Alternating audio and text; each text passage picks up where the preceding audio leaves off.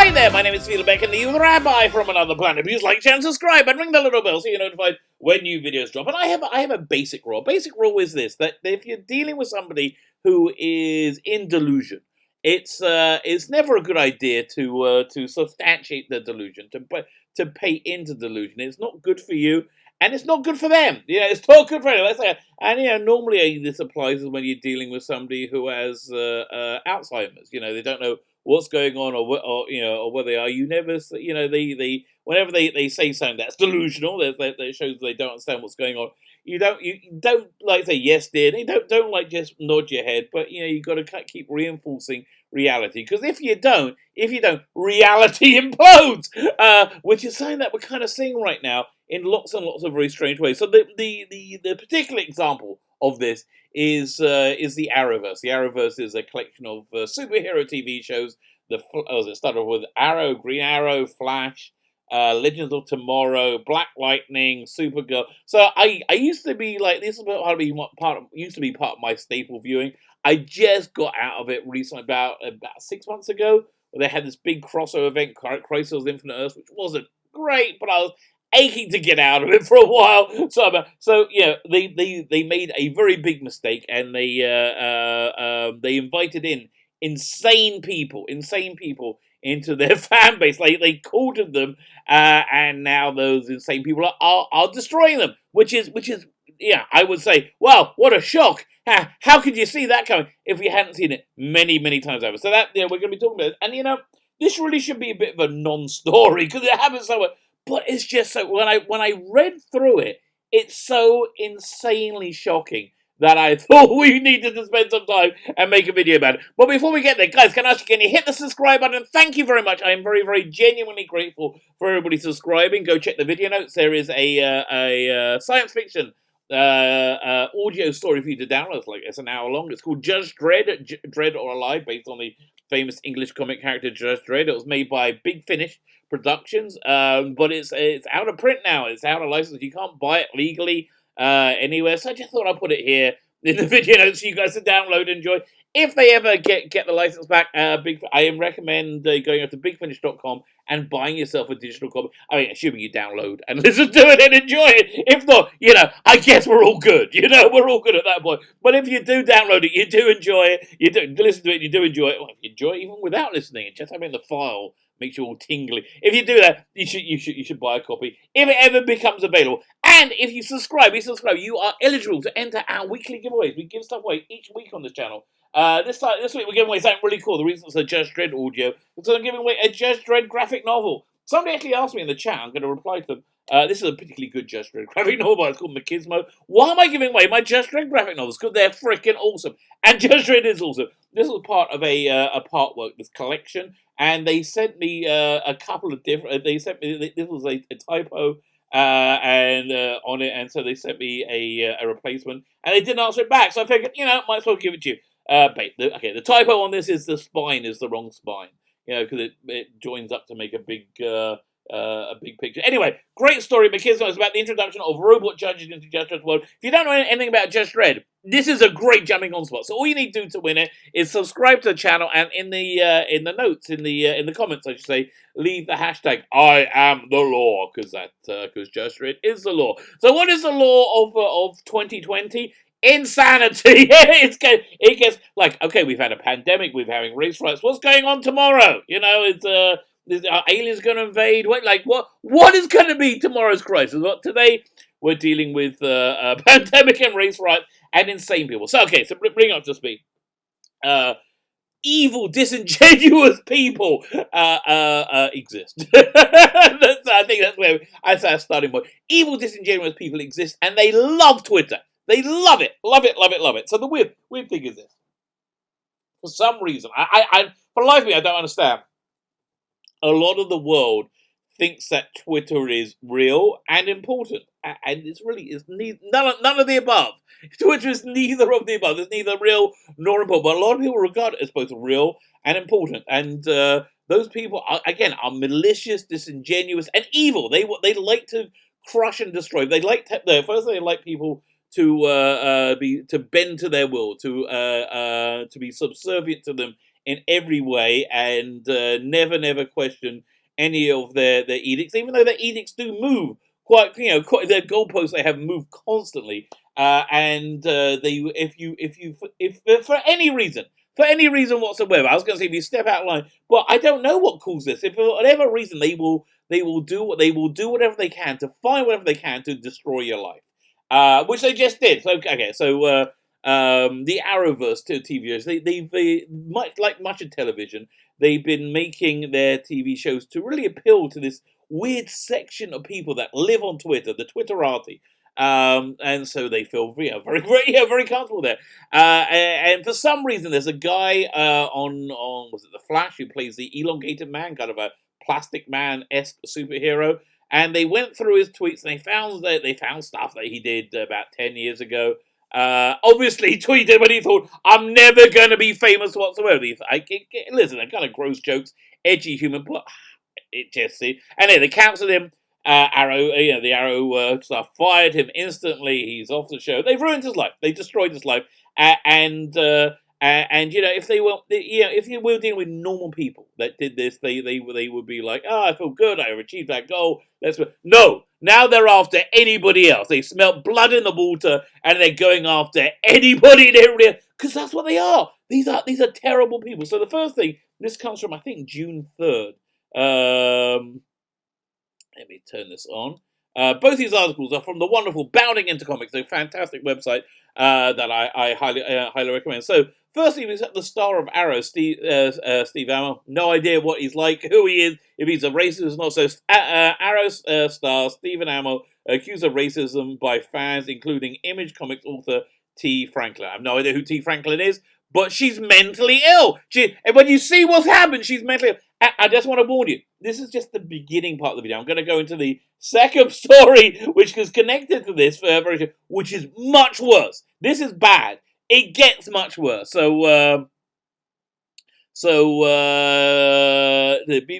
Beforehand, before this guy, I can't remember his name, his life was destroyed. Before Hartley Sawyer, all right? Hartley Sawyer's life was destroyed. They were going after this guy, Stephen Amell, because he said something that was entirely inappropriate. Which, no, translate, not at all. Said everything, really, kind of normal. So he said in this podcast, let me get the quote exactly. Fans quickly took issue with many of the discussion points brought up by Amell in the podcast, including his admittance that racism is a systemic problem. That's fair enough, but it's not something he's familiar with just because he hasn't seen it in action personally. This is what I feel about racism as well. I mean, listen, I've seen it in action. I've seen it in TV. I saw I didn't see the George Floyd video. I don't really want to see somebody being killed. I'm not really a faces of death person. It's kind of disgusting and strange. It's not my bag, man. Okay, it's not my bag. I don't like seeing people being hurt or killed. It's just like I don't enjoy. But he said that, and this was intolerable. Because again, I just don't know people who don't like somebody because their skin's a different color. I don't know. I don't know. I do know. I understand that there's a large section of black people in America who are in poverty, and their communities have high crime, and those communities therefore have high policing, and so black people are disproportionately policed and incarcerated. Yeah, that's 100% true, and I just don't believe that's because of systemic racism. I think it's because much like was it about a year ago we heard that the U.S. immigration policy was racist because they weren't allowing open borders to people who happen to have brown skin. Which, I just think they weren't allowing open borders to people who had any skin. I didn't think the skin color really played a part. But these people who are crazy, they are mentally ill. The only thing they can think of is skin color. If a black person is disadvantaged anyway, the only reason that could possibly ever be is because of their skin color. That's really what they believe. Anyway, so he said this, and people lost their shit. They lost their shit big time. Then he goes on to say that for me personally, police brutality has been overshadowed by gun violence simply because it doesn't happen in Canada. Okay, so he's unaware, as I am, of this, of this rampant police hatred of this rampant police hatred of black people. I don't believe in it. I don't believe it. Bottom line, and I know this guy you be cancelled for saying much less, as we're seeing over here. Oh my god, the next point is really crazy. I can't wait to get to it. Let's see what this quote is. Ammo explains. I think I think one of the shitty things is, you and I through Knocking Point and through these parties and just in general, life in general, we've had a lot of police officers who are really really great people. Me too. Again, I'm not on board with the blanket hatred of police. Again, I think blanket hatred of people in general is bad. And I've been noticing on Instagram and Twitter these various police chiefs thinking about one the one thinking about the one in Flint, Michigan. I believe there was one in Houston as well. They're putting down their batons and their weapons, and they're marching with everyone else, and they're saying, "Look, this is we can march, but if you're going to step out of line, we're going and." You're going to step aside and you're going to wreck things in our city. We're not going to stand for it. Because it's their freaking job! That's the job of the police because this is our city. And again, people calling to defund the police and they're not calling for monies to be put into African American communities so there'll be less need for police. And they're talking about ending the police. That's clearly what they're talking about. And so don't believe the for want of a better term, the whitewash on this, because that's really you see emotion in their faces. It would really be tough to dedicate yourself to a job that is as perilous and dangerous as law enforcement. Be passionate about it and have it ruined by a few bad apples. Completely see a normative, reasonable statement. So everybody should go yes. But crazy people don't do that. So wait, he goes on and first says, and then he adds, when I say a few bad apples, that could come off as trivializing it. See, he is walking on eggshells, Steve. I don't know, because he knows how crazy people are. I guess he lives in LA. It could come off as a little being a little pippy. I don't know what pippy means. I'm talking about a percentage of people in law enforcement, a very small percentage, effing ruining it for people, frankly, and this is what I believe too. And I see no data at all to make me think anything else. Very small percentage effing ruining it for people, frankly. The majority of law enforcement should be celebrated. Yes, they should, and they should be lauded, and they should be paid more than they are paid. Agreed, and also teachers as well. I'll throw that in, and I think it's a real shame that that the name of law enforcement and some of the vitriol that good police officers are having to deal with, male, female, black and white, brown, doesn't matter. They aren't part of the problem, but are identified with the problem. Very, very normative statement, very correct statement, and a statement that you shouldn't be afraid to make. But yes, you should, because let's see what happened. Oh my God, he goes on further. From my perspective, I feel almost a responsibility to go down the hill a little bit and grab some Laurel Canyon residents and stand in front of the local store that's been there for something like 60 years. It's a mum and pop convenience store. It's right above a local business. And I honestly feel I should go down there and stand in front of the door for like 3 or 4 hours amongst residents because I don't want that place to get burnt to the ground. Very, very, very laudable, Mr. Owl. Very, very laudable. If you mean what you're saying, very laudable. Although I tell you, everything he says, everything he says has been filtered through. I deal with crazy people in Hollywood filter. Fine. So let's go. Okay, fine. Now it gets crazy. Now we see the insanity. Okay, fine. So that's the statement he made. That is the statement he made. And this is the response he gets from Caroline, I hate racist hins. She says, Steve Amell ain't been shit for years. He's a racist, misogynistic douche and CW protector. On what? On what basis? On what basis? No basis. On zero basis. So you don't protect him. Yeah, this is not Jimmy Savile. This seems like kind of a guy speaking kind of honestly. Let his moment of reckoning finally come to see them. That's what they're dreaming of. They want him destroyed. This is the mob. This is the mob. They like to destroy people. It's no different from like screaming mobs who like to see people hanged or pillared. This is the mob. These are vile, evil people.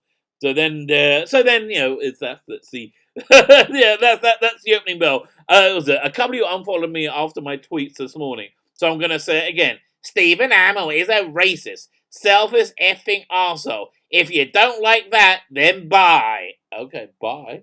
That's Lexi Blackbriar, whoever she may be. The avatars I'm seeing on these people, they're all white people. They're always white people, aren't they? Well, not always.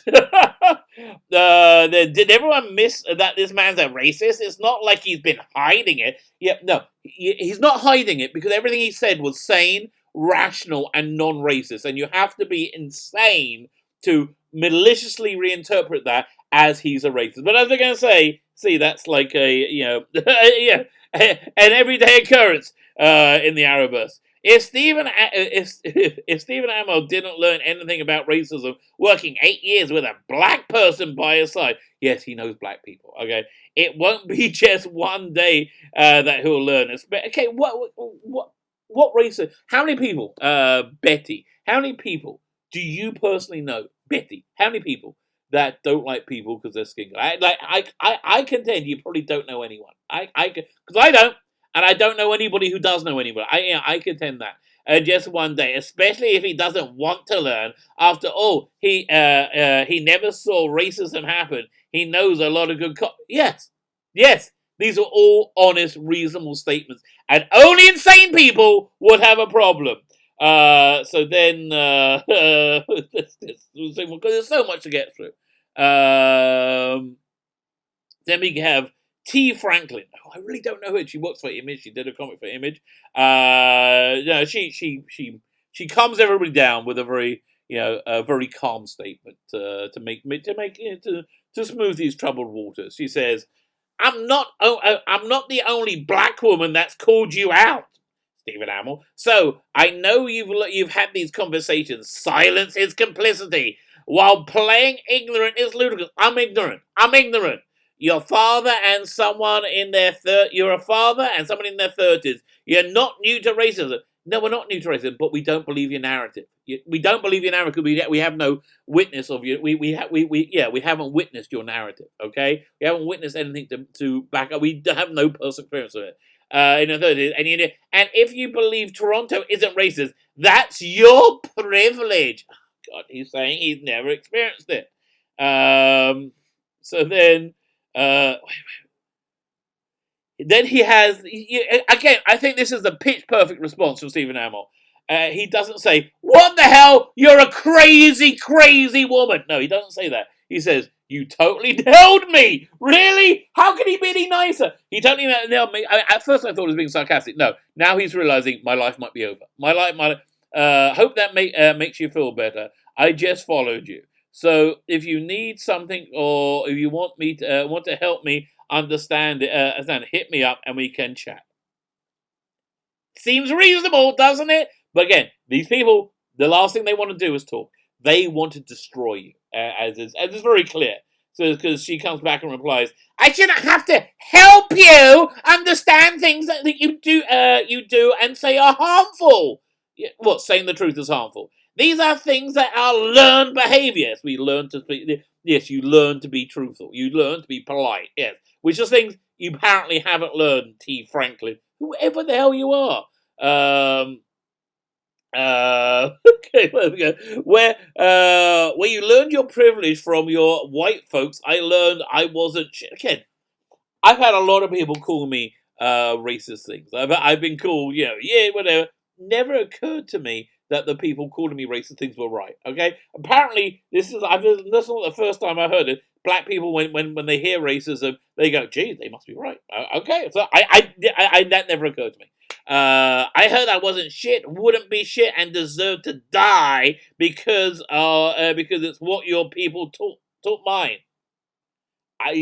Again, I've never done anything to a black person ever. I've never owned any slaves. I'm not on board with slavery. I've never been a party to any racism. I'm not going to be a party to the white guilt that you clearly want me to be a party to. And I'm not sure why. And I'm not sure why your tone is condescending. Because you're crazy. Because you're a crazy bitch. That's why. But I'm not. But I'm not beat for it. Okay, don't know what that means. And that makes you feel better, ain't it? He apologized to you, and you're objectively nuts. Stephen, nothing I do or say when I call out racism makes me feel better. Okay, there was no racism when you called out. You were being crazy. I just ended friendships with white comic creators over racism, and I feel shitty because you feel shitty because you're cray. After calling out Stephen Hammer, he wanted me to educate her that you were not okay. On and on via DM, not in public. So he followed me. I refused because this is just nuts. It's just nuts. And it goes on and on. Like so many blah blah blah blah. Question: did you get paid for writing that article about me? And I'm like, go on and on. It was weekly. Okay, once you talk doing this much stuff on Twitter, you're a nutball. Okay, you're a nutball.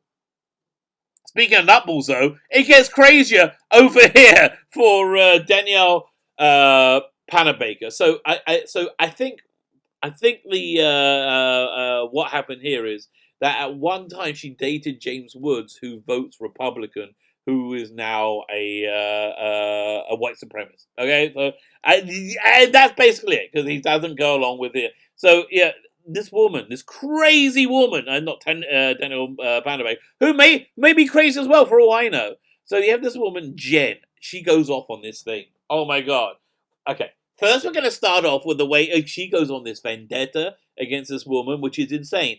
First, we're going to start off with the way Danielle has tried to undermine Candice. Candice is another actress on the show that she's on The Flash. Okay? The first example is her baiting Snowberry. Snowberry is an idea whether Danielle's character on The Flash would date Barry Allen, The Flash, and not Iris West, the fictional character that Barry Allen was married to. This person's acting like all these characters are real. Okay, and so Snowberry is the idea of again Caitlin Snow and the Flash getting together. Snowberry is getting together. A crack ship made of racial discrimination against Candice. Here's the proof. No. Okay, so she goes off on this thing over and over again because basically this woman, Danielle Panabaker, when she was being interviewed, said they asked her about Snowberry a few times. She's like, "Oh, that's interesting. I don't know where it's going. Oh, that could be. I will be interested." She did that's her crime. That's her crime thus far. So she's got one tweet going on about it. Here's the first incident: Danielle baiting SB Snowberry. Again, this is the crime that she did. That she didn't instantly reject the idea that her fictional character, who's a superhero, may date another fictional character who's a superhero, and that's why, in the real world, she's a racist. And they're the dots. Because the fictional superhero who the Flash, was married to a woman who is black. And so therefore, this is... You see the hoops they're going through here? Okay, 1, 2, 3, 4, 5, on and on and on, 6, and this is the entirety of Evans. Okay, this tweet only made it last year, but again, Snowberry talking more about blah blah 7, 8. Like, look at the work this woman has done to pull together her case. Let's pull together. For the next part, I'm going to show you quick excerpts from interviews where Danielle has only mentioned Chantel as another woman who could potentially be a friend to Caitlin, when there's been Iris since season 1. Okay, let's read this quote. I want to remind you, this is a quote that Jen, crazy Jen over here, thinks proves that Danielle Panabaker is a racist and must be fired and her life destroyed. Okay, this will go. I would love that. Chantel was amazing. We're really, really lucky. Two of the biggest additions to the cast this season are Chantel and Teddy Shears. Okay, where they are. They're both wonderful and truly feel like they belong on the show. That's been great. Chantel and I haven't actually worked together yet. But as episode 6, my understanding is that will change. I don't know what context of it. Kim, you understand that characters on TV show, they don't say the things that they want to say. They have people write out the things they're supposed to say and call the script. Okay, and none of it's real. None of it's real. So she's talking about another actress. But my understanding is that will change. I don't know the context, but hopefully she'll come to Star Labs. Maybe the two girls can hang out. I think Caitlin needs some girlfriends. Oh, okay. And that is the proof in this crazy person's head. And there's no other way of calling her other than crazy. This insane person's head. This is the proof. The proof that Danielle Panabaker is a racist and needs to have her life destroyed. Like they destroyed the other guy's life. Because again, they smell blood in the water and now they're going, now it's a frenzy, right? So let's get goes on. This must be hours and hours and hours of work this woman put in it. Now we're going to move on to her racist behavior. First, we have this tweet regarding an article. Many of her fans like to justify this, but let me ask this. If there was nothing racist about it, why'd she delete it? The original tweet was racist because it came in a racist apology. Okay, this is about a tweet that somebody else did. Somebody else did 7 years ago, saying, I'm going to Africa. I hope I don't get AIDS. Oh, don't worry, I'm white. So it was an off-color joke, and it's certainly a joke that doesn't fly in 2020, but it's a joke. So then, again, nothing to do with Danielle Panabaker. Then, 2 years later, the New York Times wrote an article about it, right? An article about how that blew up her life. This other woman, Justine Sacco, whoever she may be, blew up her life, right? And then, this is her crime. Danielle Panabaker retweeted the article. That was her crime. That's that's the racist behavior. Do you see that being a little bit of a leap? A little bit of a leap? I think that may be. Secondly, we have the fact she dated a white supremacist. No, this is, and it took me a while to work out who she was dating. James Woods. Okay, firstly, James Woods, about 30 years older than her, but good for him, I guess. Secondly, he's not a white supremacist. He's not a white supremacist. Voting Republican doesn't make you a white supremacist. And thinking that is going to destroy our society, which is what you're doing. These photos were taken on set. They're proof.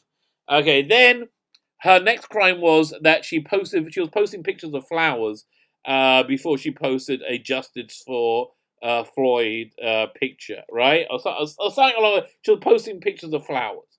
Yeah. Again, that's the proof. This is the proof that she's a racist. So okay, it goes on. Fourth, we're going to talk about the fact that when she deleted the first picture barely an hour after, yes, the picture of the flowers, when she realized that crazy people will go crazy when she did that, so she deleted the same reason woman deleted the tweet, because the world is full of absolutely insane people. And it's not like the world turns around and go, oh, these people are insane. No, the world turns around and say, these insane people are the ones we're going to obey and listen to. Something that was pointed out was the artwork made by a black woman. The post of George she posted. She also got disabled.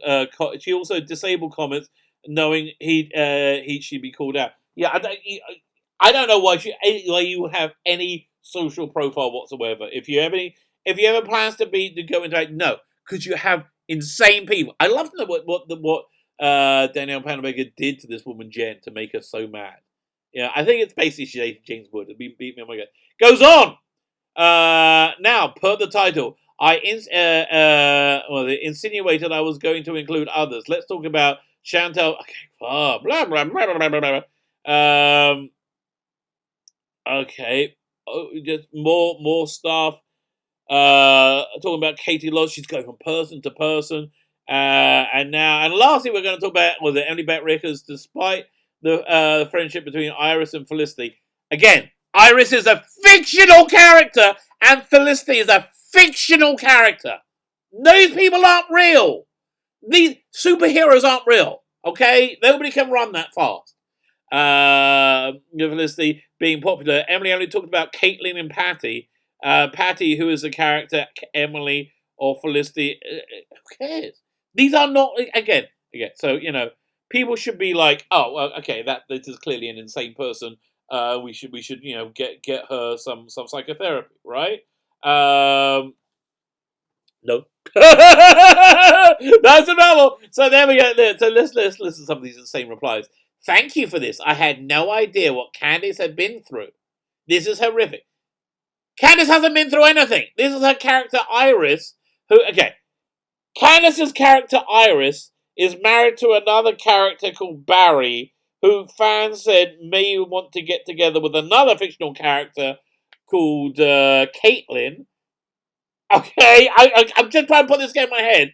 Now, Caitlin and Barry are white, and Iris is black, and so that's racist. That's racist. Okay, Candice, no. All these things happened, yet CW didn't even acknowledge it because nothing happened. Nothing happened. I never really understood why you call Daniel Penka a racist. But now I can say I do. Really? I don't. Yeah, I don't at all. Thanks for the info. Although I don't agree with the EBR part, no idea. I feel that Felicity and Iris were friends. I'm talking, who gives a shit? They're not real. You're talking about destroying real people's lives because of fictional characters. Candice deserves so much better. Nothing. This isn't. Okay, the romance didn't happen.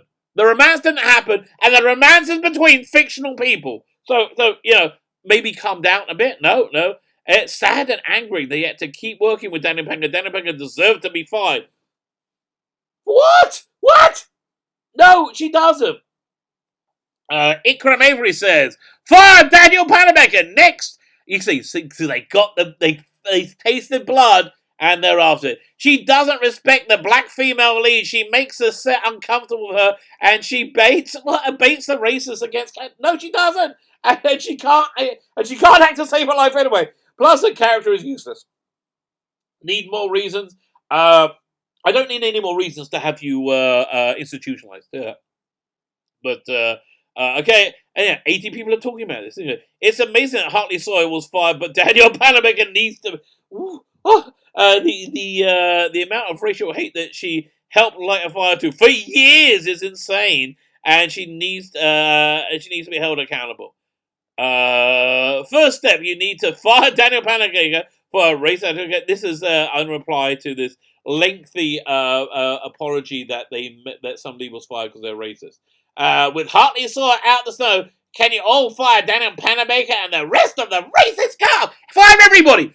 Fire everybody! That's it. Cancel the world. Cancel everybody. Fire everybody. And that's really what they're doing. That's really what they want. Because these are evil, crazy, disingenuous people. Do not listen to them. Do not do what they say. Do not contact them. Do not go near them. And do not think anything they say is real. And that you do think it's very strange. So there you go. That's a little wibbly-wobbly wandering onto the strange world of social justice warriors invading the Arrowverse, invading the Flash. And I'm kind of glad I stopped watching it. My name is Sheila Bacon, the Rabbi from Another Planet. Please like, share, and subscribe, and ring the little bell so you're notified when new videos drop.